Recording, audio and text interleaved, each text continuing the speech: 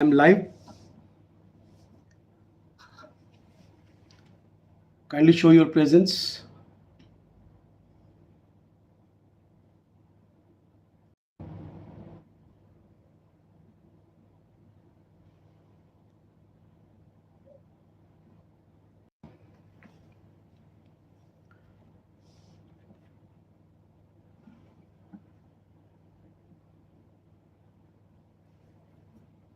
Kindly show your presence so that we can start the class.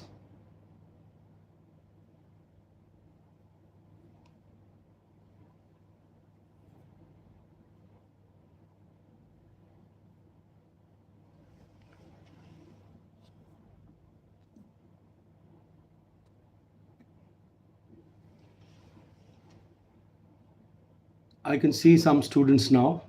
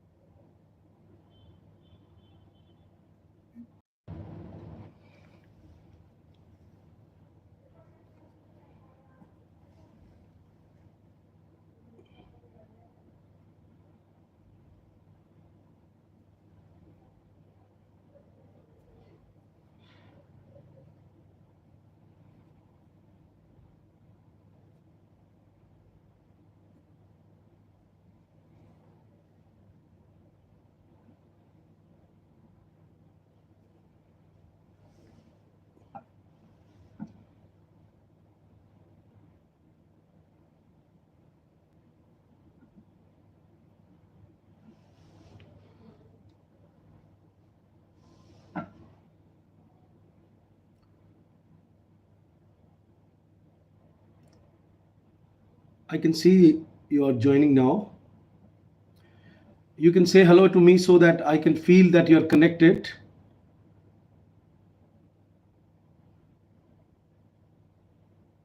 You may write at least hello. You may push the like button. That way also I can come to know like you are there. I'm coming live after so many months. I think it's almost after a year.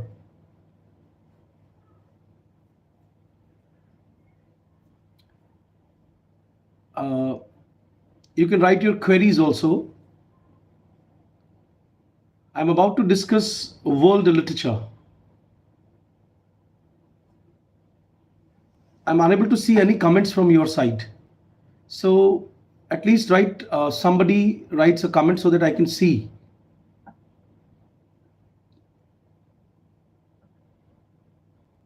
There must be some technical fault, I think. I'm unable to see any comment.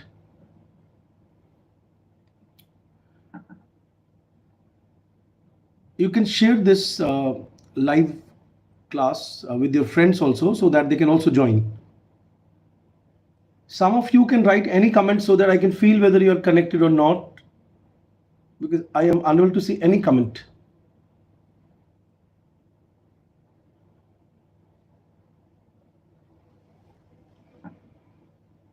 Okay, so with this confidence that some of you have already joined, let me begin with my today's lecture, and that is on world literature. First of all, let me inform you that the nature of our exam, NET and JRF in English literature, it has considerably changed over the years. And the kind of patterns we teachers have been noticing, we come to know that it is not sufficient to read only British literature or say American literature. They have come up with the kind of different kind of questions which they ask from sometimes like Russian literature. They ask from the classics of the Indian literature. They ask questions from Canadian literature. They ask questions from Australian literature and from the other places also. So keeping that in mind, first of all, and also what gives me confidence that whatever I am, just a minute, somebody's commenting. I need to, okay. Yeah, Pranav, actually I'm unable to see the comments actually. So that is the problem. I don't know why I'm unable to see the comments, but it's okay. Comments are very important because then I will come to know like what students are saying and asking and all. There must be some problem in my phone because I'm taking this class on my phone. So that would be a problem because this is a class only for half an hour. And from tomorrow onward, I'll fix a particular schedule and I'll be coming regularly live. Okay. Chat box is, I'm unable to see the chat box.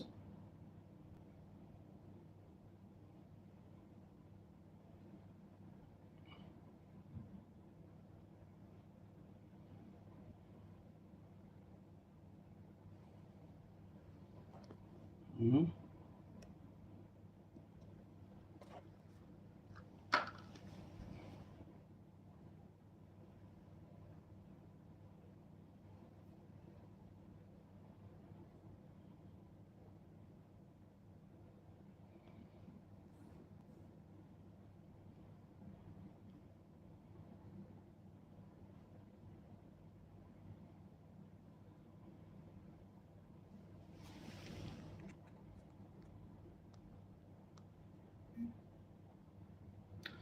I think I should not worry myself with the chat and all. मैं lecture दे देता हूँ, ऐसा करता हूँ और फिर मैं देखूंगा क्या प्रॉब्लम है because earlier I use to see the comments also. इस बार ऐसा हो रहा है कि I am unable to see the comments and all. Okay, चलिए let us begin the class now. What gives me confidence that this topic what I have chosen today for my live lecture, and that is world literature, is useful and fruitful for the coming exam, that I saw some questions in the previous year exams where they were literally asking kind of questions which really surprised students and teachers. And somewhere when I was in Puducherry seminar, there was a discussion on world literature, and I came to know that Indian universities have been trying hard to teach world literature also side by side, the contemporary literatures and the kind of things which are famous. World literature, the importance of world literature can also be understood by simply paying attention to the kind of writers who are bagging Nobel Prize or Booker Prize. So when a particular writer wins a particular prestigious and coveted world prize, you can understand that the translation starts, and that novel, whatever language it is written in, that novel gets translated, and people start reading that. But that is a latest phenomenon. I'm talking about world literature when Goethe talked about it, the German writer. And after that, the term came into prominence. So from examination point of view, I would limit myself to the definition of world literature, major essays in world literature, major 2 or 3 or 4 writers which they can ask you in world literature, and then some books in world literature which can be considered as world literature. Clear? But before I do that, let me give you some idea that world literature, the moment it came into prominence, the term itself, it came, or I should say that, it brought with itself a kind of controversy also. Like if you remember that over the years, after the beginning of the 20th century, or say in the later half quarter of the 19th century, when Ronald, when Matthew Arnold and different critics like T.S. Eliot in the starting of the 20th century, when they started talking about culture, they somehow propagating the ideas of Eurocentric view. You can write these points. I would love, because most of the time when I take these kind of live classes, I ask my students to keep writing things, because that would ultimately give you an edge in the examination. Okay, what I'm saying, कि जब हम world literature की बात करते हैं, तो an idea comes to our mind that are we going in the direction where we are taking the best literature which has been written over the nations across the world, and then translating them in different languages and then we are celebrating that it's a world literature. Then but along with it there are many questions which also come into our mind.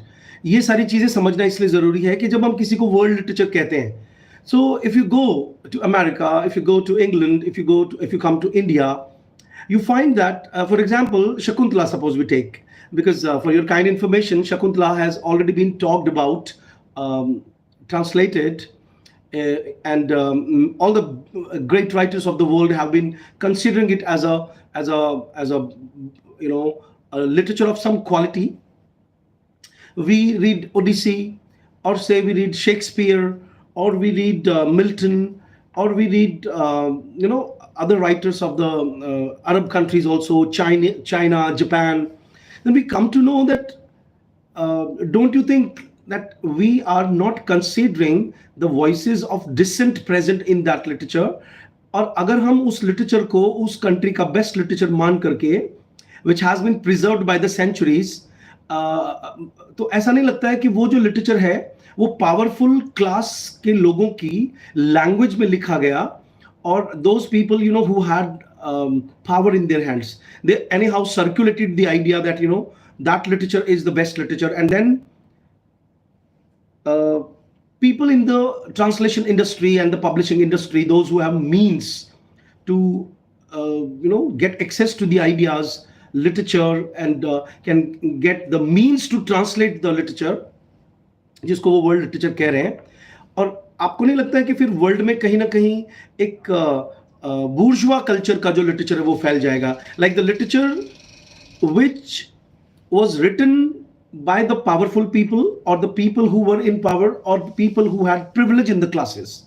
तो एक the moment I start world literature, मेरे दिमाग में ये idea आता है कि एक स्टूडेंट को ये भी मालूम होना चाहिए कि cannot a literature written by a Negro be a world literature, cannot a Dalit literature or a book written by a Dalit writer be a world literature. Don't you think like any book which was written by any courtesan over the years in past be a world literature? Why only the scriptures written in the world, or the poets who were exercising the privilege, जैसे कालिदास है, उनकी शकुंतला को ही world literature क्यों माना जाए? सो एक तो ये आइडिया आपको समझ में आना चाहिए कि अच्छा, they can ask you a question that world literature के अंदर what kind of politics are involve, number one. Number two, is world literature a sub-genre of comparative literature? You can write this point कि जो world literature है, that can be world literature can be a literature of comparative literature genre. क्योंकि आपको मालूम होना चाहिए कि world literature जो टर्म है वो अब दी जा रही है. इससे पहले वर्ल्ड लिटरेचर को कंपैरेटिव लिटरेचर की कैटेगरी में रखा जाता था. Like the people, for example Goethe है, German writer. When he studied Chinese literature and then he compared the merits of the Chinese literature with the German literature, and उसके बाद उन्होंने जो भी essays लिखे या जो अपनी conversations है जो उनके students ने उनको दर्ज किया, so इससे हमें पता चलता है कि world literature is somehow a subgenre of comparative literature. एक तो ये दूसरा पॉइंट आपको पता होना चाहिए. तीसरा point which I would love if my students write, that there are 3 or 4 essays, and fortunately there is contribution from the Indian writer also. एक ऐसे का नाम लिखिए आप सब लोग, A Pact with Books, a Pact, PACT, Pact with Books. इसका सब टाइटल है The Public Life of World Literature. ये क्वेश्चन आपके नेट में एग्जाम में पूछ सकते हैं, because this essay is a famous essay which is written by Venkat मणि. अब ये हमारे इंडियन राइटर हैं वेंकट मणि, उनका लिखा हुआ एक ऐसे है, अ पैक्ट विद बुक्स. इसका सब टाइटल है the public life of world literature. So this is something which I found that can be asked in the RNET exam. एक तो ये है. दूसरा, there is another very famous essay written by David Damrosch. ये एक American writer है, David David Damrosch, Damrosch. David Damrosch has been a very famous name now. If you type world literature on Wikipedia and you just go, you will find that his name is the most prominent name in the world literature. Clear? He has written a book, And I'm surprised, with his aware, with his collection of works and his essays, books, reviews, um research works on world literature. But he is famous for giving us the basic tenets of world literature. इनके ऐसे का नाम लिखिए, what is world literature? So they can directly ask you this question, that who has written the famous essay, what is world literature? Now it has become a book, clear? And it is written by David Demerosh. Demerosh is an American writer. मैं आपको डेमेरोश के बारे में थोड़ा extra बताना चाहूंगा कि डेमेरोश जो है वो उन्होंने एक इंस्टीट्यूट फॉर वर्ल्ड लिटरेचर 2010 में एस्टैब्लिश किया है. सो you can also right like, because when this centre for contemporary cultural studies जब एस्टैब्लिश किया गया था बर्मिंघम में, तब किसी को मालूम नहीं था कि वो इस तरह से बाद में it will become a prominent name in the world studies. जैसे आज हमारे एक unit particularly out of the 10 units in the NET syllabus we have for cultural studies. In the same way David Damrosch का जो नाम है वो famous है for institute for world literature. It was established in 2010. So you can understand that day by day we are heading towards world literature. ठीक है, तो एक तो ये आपको मालूम होना चाहिए. थर्ड इंपॉर्टेंट ऐसे का आप नाम लिखिए, conversations with एक्करमैन. Conversations with एक्करमैन, ECKERMANN, ECKERMANN, Conversations with Ackerman. इसका सब टाइटल है Being Appreciations and Criticisms on Many Subjects.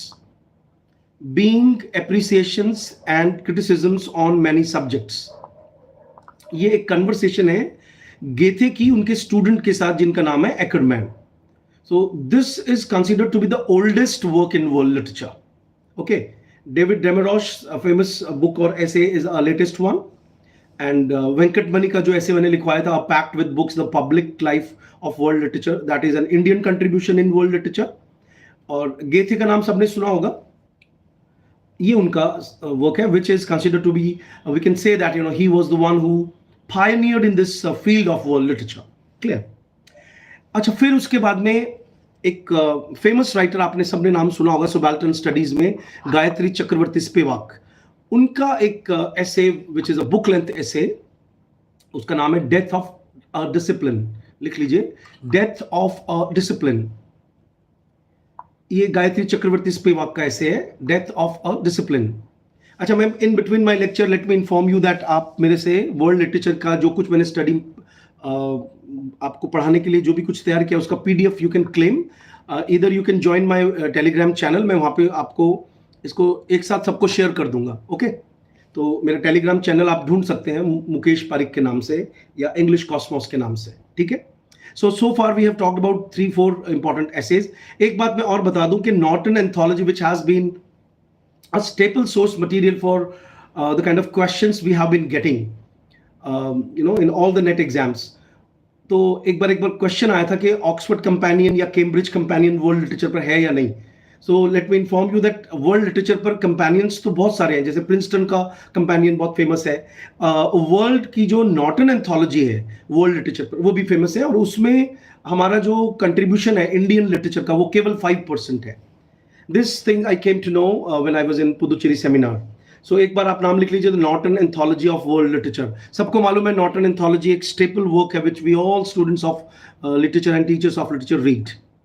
So these were the major books and essays. मैं बुक्स इसलिए नहीं कह रहा हूँ क्योंकि बुक्स अभी मैं और लिख पाऊंगा आपको.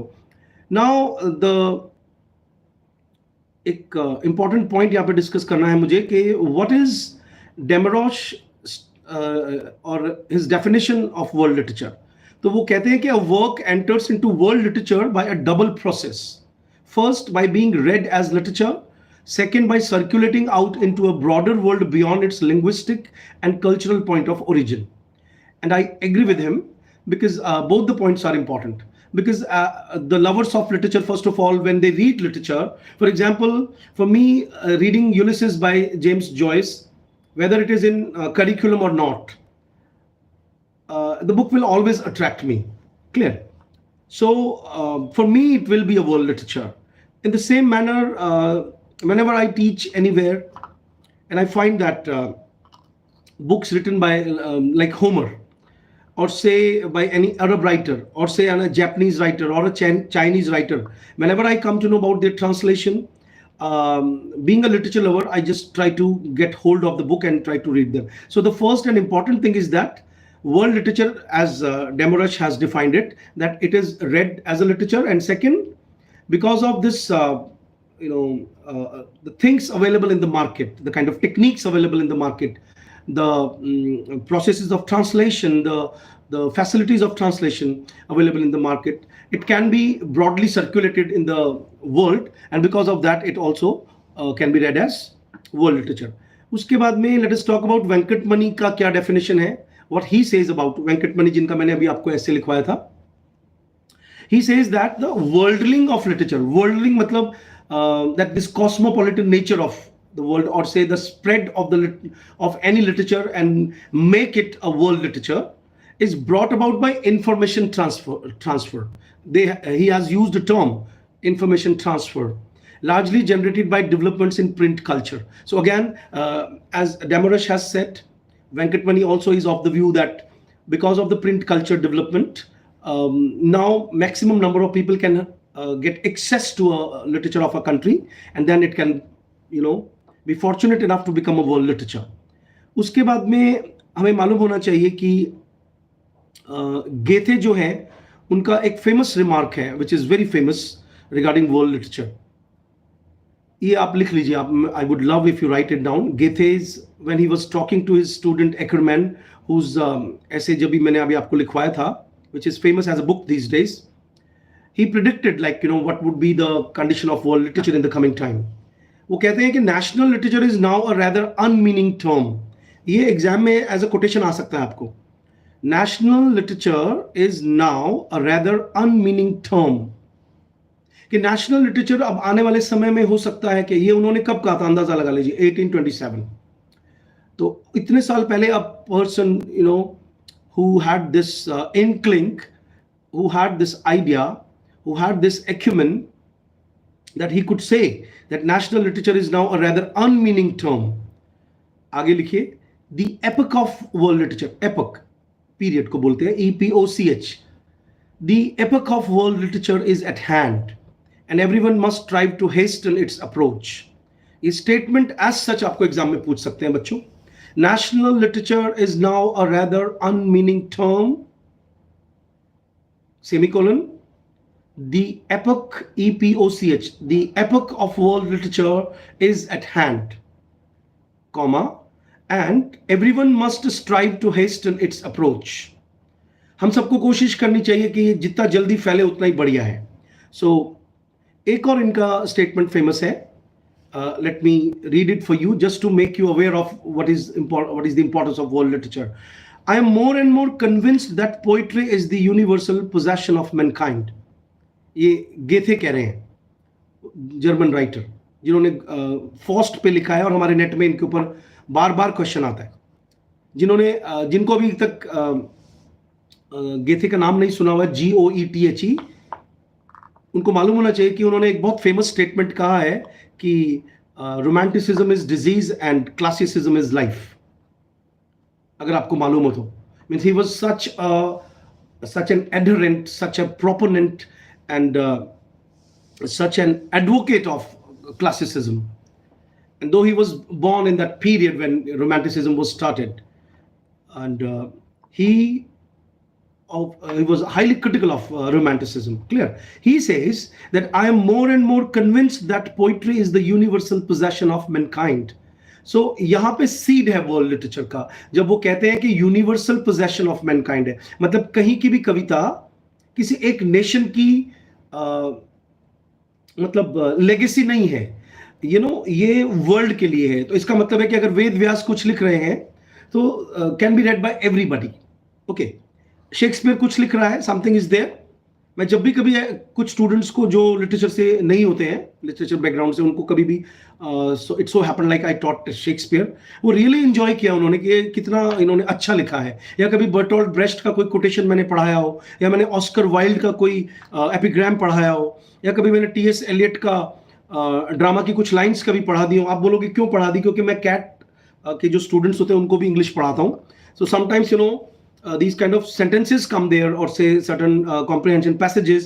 या IAS के students जब English पढ़ने के लिए आते हैं उनके जो लिटरेचर के अलावा उनका जो फर्स्ट पेपर होता है उसमें there are many times there are things which we discuss in our classes. तो उनको पता चलता है कि वर्ल्ड में ऐसा नहीं है कि इंडियन राइटर्स या संस्कृत राइटर्स ही सबसे बेस्ट है, या there are writers throughout the world जो कोई भी पढ़ सकता है, कोई भी एंजॉय कर सकता है। इसीलिए ये लाइन मुझे बहुत अच्छी लगी कि I am more and more convinced that poetry is the universal possession of Mankind, revealing itself everywhere and at all times in hundreds and hundreds of men. I therefore like to look about men in foreign nations and advise everyone to do the same. If you want this quotation, आप मुझसे PDF ले सकते हैं मेरे Telegram channel पे। अच्छा, अब मैं बात करता हूँ कि apart from Goethe, Karl Marx और Friedrich Engels, those two stalwarts of Marxism, उन्होंने भी एक टर्म यूज किया है वर्ल्ड लिटरेचर से रिलेटेड अपनी बुक 1848 में जो उनकी फेमस बुक छपी थी कम्युनिस्ट मैनिफेस्टो, उसमें उन्होंने लिटरेचर के बारे में जो बूर्जुआ लिटरेचर है which I just talked about in the very starting of this lecture, के जो प्रिविलेज्ड क्लासेस का लिटरेचर है उसी को हम वर्ल्ड लिटरेचर मान रहे हैं अभी तक तो, बट वो टाइम अब दूर नहीं है व्हेन जो डिस्पोजेस्ड हैं या जो पेरिफेरल लोग हैं या जो अनप्रिविलेज्ड पीपल हैं, जो सुबाल्टर्न हैं, उनकी वॉइसेस बहुत ज़्यादा आजकल यूनिवर्सिटीज़ में पढ़ाई जा रही हैं।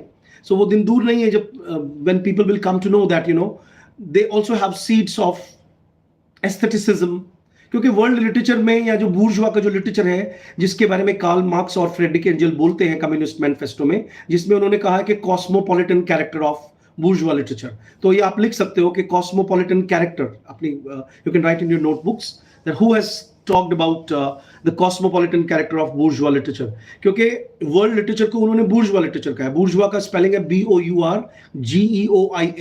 सबको मालूम है Karl Marx has given us two famous terms, bourgeois and proletariat. तो देयर ही टॉक्स अबाउट कि पूरे वर्ल्ड में जो नेशनल लिटरेचर बेस्ट होता है which has hitherto been not questioned, उसको मोस्टली हमने एस्थेटिक लिटरेचर मान लिया है, वैल्यूएबल लिटरेचर मान लिया है। हमको ऐसा लगता है कि ह्यूमन वैल्यूज केवल उन्हीं में है, मॉरल वैल्यूज उन्हीं में है, रिलीजियस वैल्यूज उन्हीं में है, और हर कंट्री में कहीं ना कहीं एक सुबाल्टर्न क्लास होती है, एक डिस्पोजेस्ड क्लास होती है। जैसे हमारे इंडिया में दलित लिटरेचर है, आदिवासी लिटरेचर है, जिनको हम द लिटरेचर ऑफ द एबॉरिजिनल बोलते हैं। अगर हम अलग अलग राइटर्स को देखें तो आजकल सभी यूनिवर्सिटीज में एक पूरा पेपर पढ़ाया जाने लगा है इन चीजों को लेकर के, और हमारे नेट में भी around 2 to 3 questions we come to know from different areas. There they are talking about the literature of the Metis people from Canada. They जिंदी बोरो की जो मूवमेंट है मतलब ऑस्ट्रेलिया में, और माओ माओ मूवमेंट है आपके अफ्रीका में, कू क्लक्स क्लैन है, उसके अगेंस्ट में जो मूवमेंट चले निग्रो लिटरेचर में, अफ्रो अमेरिकन, इन सब से रिलेटेड क्वेश्चंस हमें पूछे जाते हैं। तो इससे पता चलता है कि वर्ल्ड लिटरेचर और दलित लिटरेचर का आपस में एक कॉन्ट्रडिक्शन रहेगा, ठीक है। तो दिस टर्म आई रिपीट कि मैंने कार्ल मार्क्स और एंजल का नाम लिया था, जिन्होंने कम्युनिस्ट मैनिफेस्टो में कॉस्मोपॉलिटन कैरेक्टर ऑफ बूर्जुआ लिटरेचर की बात की है। सो वो भी कहीं ना कहीं एक अच्छा सा वर्ल्ड लिटरेचर है। अब हम बात करते हैं कि कुछ books, let me talk about like some of my students might not be aware. तो मैं कुछ टिपिकल लिटरेचर की बात कर रहा हूं जिनके आप नाम लिखेंगे और उनमें से हमें कोई ना कोई क्वेश्चन वो पूछ लेंगे। फॉर एग्जाम्पल एक तो ओविड का मेटामॉर्फोसिस वर्ल्ड लिटरेचर में बहुत फेमस है, नॉर्टन एंथोलॉजी में इसको काफी जगह दी गई है। So based on the place people have given in the anthologies of world literature, or the writers who have just discussed or talked about world literature here and there, उनमें से ही हमें question पूछेंगे। तो एक अभी आपको मैंने क्या नाम बताया, ओविड का मेटामॉर्फोसिस, ठीक है। एक दांते एलिघिरी का द डिवाइन कॉमेडी, इसमें भी हमें नेट में क्वेश्चन आता है। रेडी रहिए, with in coming few days I will be giving a lecture on this also. 2 books के नाम लिए मैंने, एक द एपिक ऑफ गिलगमेश, ये आप नाम लिख लीजिए। दी एपिक ऑफ गिलगमेश को भी काफी ज्यादा बार बार जगह दी जा रही है। एक गुंटर ग्रास का द टिन ड्रम, ये जर्मन राइटर हुए हैं, इसकी पूरी ट्रिलॉजी है, लेकिन टिन ड्रम को बार बार हमारे नेट में पूछा जाता है, ठीक है। उसके बाद में Italo Svevo, there is a writer, Italo Svevo, ITALO SVEVO, Italo Svevo पे क्वेश्चन आ सकता है. इनकी बुक कन्फेशंस ऑफ जेनो बहुत फेमस है. कन्फेशंस ऑफ जेनो, ZENO. This book is very famous. ठीक है. अपार्ट फ्रॉम दैट एक बुक का और नाम बताता हूं आपको जो वर्ल्ड लिटरेचर में बहुत फेमस है. कालिदास का, I have already talked in this lecture for 3 to 4 times. Kalidas आज the recognition of Shakuntala, that is the Abhijnana Shakuntalam. आपको पता है कि ये इंडिया की सभी यूनिवर्सिटीज में इंग्लिश लिटरेचर में ट्रांसलेशन में पढ़ाई जा रही है. फिर अर्नेस्ट हेमिंगवे का the old man and the sea is again a part of world literature. खुद गेथे का, जिनका पूरा नाम है जॉन वोल्फगैंग वॉन गेथे, इनका फॉस्ट बहुत फेमस है, जिसपे नेट में क्वेश्चन आया हुआ है. फिर आप लिखिए, आई होप मैं बहुत फास्ट नहीं बोल रहा हूं. फिर है आपका स्टैंडल का नाम लिखिए, एक फेमस राइटर है, STENDHAL. स्टैंडल की बुक है the red and the black. आप अपने आप को रेडी रखिए, इनमें से आपको कोई ना कोई क्वेश्चन वो पूछते ही रहते हैं. अच्छा, मैं एक सभी स्टूडेंट्स को खुशखबरी दे दूं कि एक तो हमारे यहाँ पे RPSC के इंटरव्यूज की तैयारी शुरू होने वाली है विद इन फ्यू डेज. तो दोज हु हैव क्वालिफाइड, उसमें मेरे बहुत सारे स्टूडेंट्स भी हैं, those who have qualified RPSC college lectureship, उनके लिए एक नया बैच हम लॉन्च कर रहे हैं इंटरव्यू के लिए. अपार्ट फ्रॉम दैट बहुत जल्दी मेरी 3 बुक्स मार्केट में आने वाली हैं, उनका आप इंतजार करिए. और जितने भी स्टूडेंट्स हैं वो जो मेरे नोट्स ले चुके हैं ऑलरेडी और उनको पढ़ रहे हैं और अभी मुझे देख रहे हैं, और जिन्होंने अभी तक नोट्स नहीं लिए हैं, परचेज नहीं किए, वो जल्दी से नोट्स परचेज कर लें, क्योंकि अभी भी एग्जाम की डेट में मेरे ख्याल से कम 1-1.5 महीना है, तो आपको काफी बेनिफिट उन नोट्स से हो जाएगा. ठीक है. अब आगे बढ़ते हैं. एक और इंपॉर्टेंट बुक की बात करता हूं मैं आपसे. जुआन रल्फो, JUAN, जुआन रल्फो, RULFO. जुआन रल्फो की पेड्रो परामो बहुत फेमस बुक है, वर्ल्ड लिटरेचर की कैटेगरी में आती है.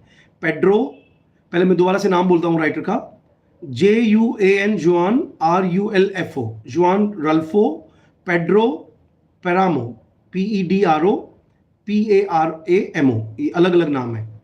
ठीक है. उसके बाद में रबेलियास की बुक, कौन नहीं जानता रबेलियास को, लिखो फ्रैंकोis, FRANCOIS, फ्रैंकोis, रबेलियास, RABELAIS.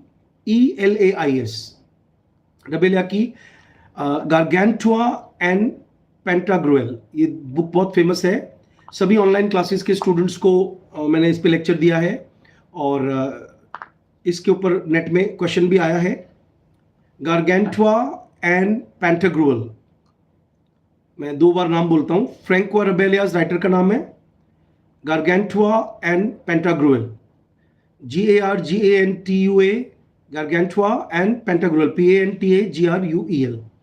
फिर उसके बाद मार्शल प्राउस्ट को कौन नहीं जानता, राइट डाउन. मार्शल प्राउस्ट की book remembrance of things past, again a very famous book. Option में आपने नेट में क्वेश्चन देखा होगा, those who are very keen to solve the previous year papers. एक खुशखबरी और दे दूं कि प्रीवियस ईयर्स के सभी मोर देन 15 ईयर्स के जो पेपर्स हैं, उनका बहुत डिटेल्ड एनालिसिस हमारे पास अवेलेबल है. जो लोग उनको खरीदना चाहते हैं वो जल्दी से कांटेक्ट करें. और मोर देन 5500 मॉक टेस्ट है हमारे पास गूगल फॉर्म पे अवेलेबल. काफी फेमस है वो हमारे ऑल ओवर इंडिया में. स्टूडेंट्स उनको परचेज करते हैं और उसमें से मैक्सिमम क्वेश्चंस आ जाते हैं. मोर देन 80 to 90% क्वेश्चंस हमारी मॉक टेस्ट से आते हैं, तो आप उनको भी अवेल कर सकते हैं. उसके बाद आइए एक और बुक का नाम बताता हूं आपको. आपने फ्योदोर दोस्तोवस्की का नाम सुना होगा, रशियन राइटर है फेमस. इनके ऊपर नेट में बार बार क्वेश्चन आता है. क्राइम एंड पनिशमेंट, एक तो ये फेमस बुक है, क्राइम एंड पनिशमेंट, जिसमें से अभी रिसेंटली भी एक क्वेश्चन पूछा गया था पिछले एग्जाम में. एक इनकी बुक द इडियट फेमस है, और इनका द ब्रदर्स कैरमाजोव बहुत फेमस है. These 2-3 books are world famous, जिसमें फ्योदोर दोस्तोवस्की ने बहुत सारे एंटी हीरो के कॉन्सेप्ट्स भी दिए हैं. वो मैं आपको किसी अगले लेक्चर में डिस्कस करूंगा. उसके बाद डेनिस डिडोरट को नाम कौन नहीं जानता. डेनिस लिखिए, Denis Diderot, DIDEROT. Denis Diderot की जो बुक है Jacques the fatalist and his master, ये बहुत फेमस है। Denis Diderot, DIDEROT, Denis Diderot की book Jacques the fatalist and his master, these books are famous as world literature. Denis Diderot की Jacques the fatalist and his master. फिर Tayeb साली का नाम लिखिए, TAYEB, तैयब साली, SALIH। इनकी बुक है the season of migration to the north, a season of migration to the north. This book is also very famous. अगर आप कहोगे कि शेक्सपियर का वर्ल्ड लिटरेचर में क्या योगदान है और what kind of books have been added from this writer, so let me inform you that William Shakespeare की Hamlet, King Lear and Othello, ये वर्ल्ड लिटरेचर की कैटेगरी में आती है। You can write Hamlet, King Lear and Othello, this three books are famous. ये तीनों dramas हैं, आप लोगों में से मैक्सिमम स्टूडेंट ने इनको पढ़ा होगा। जॉर्ज ऑरवेल बहुत फेमस राइटर है, उनका 1984 नॉवल जो है वो इसमें लिया जाता है।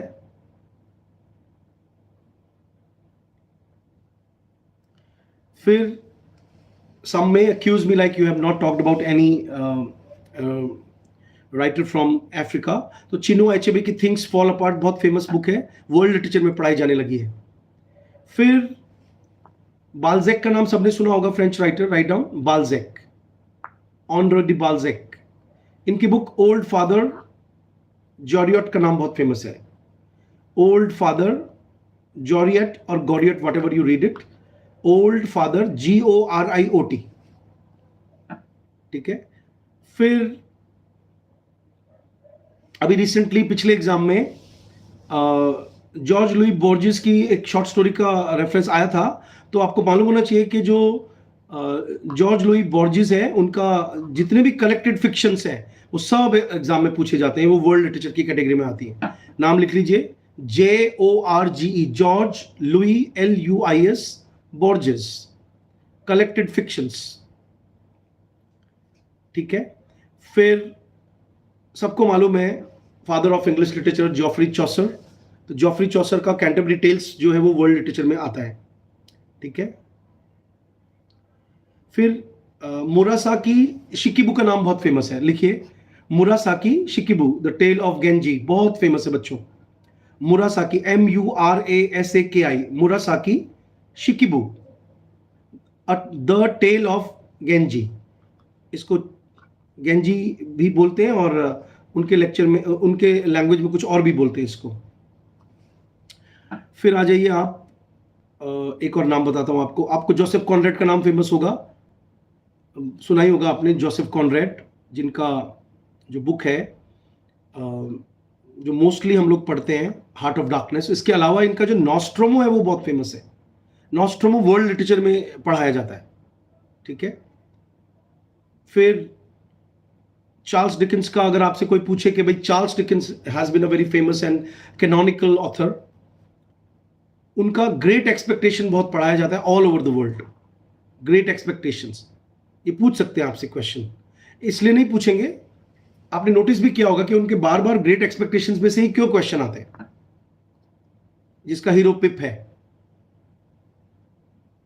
फिर आ जाइए गैब्रियल गार्सिया मार्क्वेज, कौन पढ़ना नहीं चाहता मार्क्वेज को, आज इनको हर तरह के स्टूडेंट्स इनको पढ़ते हैं, इनको कॉर्पोरेट वर्ल्ड के लोग भी पढ़ते हैं। Gabriel Garcia Marquez, GABRIEL GARCIA, Garcia MARQUEZ।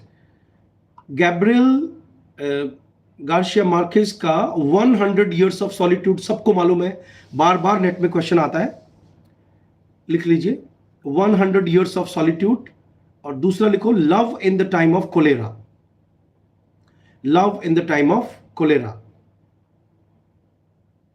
फिर जॉनथन स्विफ्ट भी वर्ल्ड लिटरेचर में आते हैं, उनकी गुलिवर ट्रेवल्स बहुत फेमस है, वो वर्ल्ड लिटरेचर में पढ़ाई जाती है। And then don't feel bad and embarrassed like we only have Shakuntala from Indian literature, एक महाभारता को भी पढ़ाया जाता है, लिख लीजिए महाभारता एंड वाल्मीकि की रामायण, इन दोनों को भी वर्ल्ड लिटरेचर में जगह दी गई है।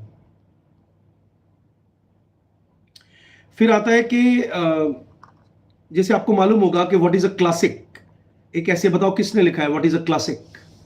व्हाट इज अ क्लासिक ऐसे टीएस एलियट ने लिखा है, जिसपे क्वेश्चन भी नेट में बहुत बार आया है, और उन्होंने क्लासिक में बताइए किसको क्लासिक माना है। He has talked about many different things, but he has considered that in Roman language, Aeneid is the only classic. Then he has discussed certain points there in that essay. तो Aeneid को world class में लिया जाता है Virgil का। लिख लीजिए, Virgil's the Aeneid, ये वर्ल्ड लिटरेचर में शामिल है। ठीक है। हेनरिक इब्सन का द डॉल्स हाउस। अब आपको ये पता चलेगा कि why doctor Parikh has taken these particular books. आप पुराने पेपर्स उठा के देखेंगे, देखिए किसी भी स्टूडेंट को अगर कोई थोड़ा सा कंफ्यूज अगर वो हो रखा है इन दिनों, या हो रखी है कि भाई मैं कैसे तैयारी करूं इन थोड़े से दिनों में, तो उनको सबसे पहले मैं एक बात बताता हूं, या तो वो अपने लेवल पे पेपर सॉल्व कर ले, कोई ना कोई एटलीस्ट 5 से 6 पेपर वो पुराने सॉल्व करके देखे, उसको एक आइडिया मिलेगा कि किस टाइप के क्वेश्चंस आ रहे हैं। ठीक है। उन्हीं पे बेस्ड हमने बहुत स्टैंडर्ड के गूगल फॉर्म पे मॉक टेस्ट तैयार कर रखे हैं, जो ऑल ओवर इंडिया इतने फेमस है कि स्टूडेंट्स बहुत खुश होते हैं उन पेपर्स को करके। मैं उनको पेपर को करने के लिए स्टूडेंट्स को ये सजेस्ट करता हूं कि सबसे पहले वो पेपर हमसे आप ले लें, फिर उसके बाद उन पे एक एक क्वेश्चन पे रिसर्च करते जाएं और साथ साथ में उनको सॉल्व करते जाएं। तो हो सकता है कि आपको पूरा कोर्स करने की भी जरूरत नहीं है, आपको मेरे हर टॉपिक पे अगर आप उन पेपर्स को भी सॉल्व कर लेंगे मॉक टेस्ट को, तो हो सकता है कि आपका जेआरएफ क्लियर हो जाए पहली बार में। ठीक है। ये एग्जैजरेशन नहीं है, ये मेरा एक्सपीरियंस है इतने सालों का। For last 20 to 25 years I have been teaching NET, और I have been appearing in this exam. सबको पता है, मैंने इस बार मैं फॉर्म भरने से चूक गया, तो इस बार मुझे गालियां नहीं पड़ेंगी, अदरवाइज मुझे कितनी गालियां पड़ती जब मैं अपना सर्टिफिकेट दिखाता हूं कि मैंने नेट क्वालिफाई कर लिया एक बार फिर से। इस बार आई एम वेरी सैड कि मुझे बहुत सेंस ऑफ लॉस फील हो रहा है कि मैं एक दिन, मुझे गलती से 23rd of May याद रह गया और मैं चूक गया। कोई बात नहीं, इस बार एक सीट किसी की बच जाएगी, अगर मान लो मैं छीनता था इतने दिनों। अब देखते हैं कि कौन वो सीट पे नेट क्वालिफाई करता है, मेरा स्टूडेंट। तो अब मैं आपसे इजाजत चाहूंगा बच्चों। I have already talked about many books which are taken into world literature, and I have also given you many names of the books and essays and definitions of world literature. इस पे आप कुछ ना कुछ तैयारी करिए, उसको revise करिए, और मुझसे पीडीएफ लेने के लिए आप मेरे व्हाट्सएप पर मुझे मेरा नंबर 9828402032 है, जो किसी न किसी यूट्यूब चैनल पे आपको किसी न किसी वीडियो में मिल जाएगा, या थंबनेल में मिल जाएगा, और आप मुझे टेलीग्राम चैनल पे भी सर्च कर सकते हैं। ठीक है। That's it. Thank you very much.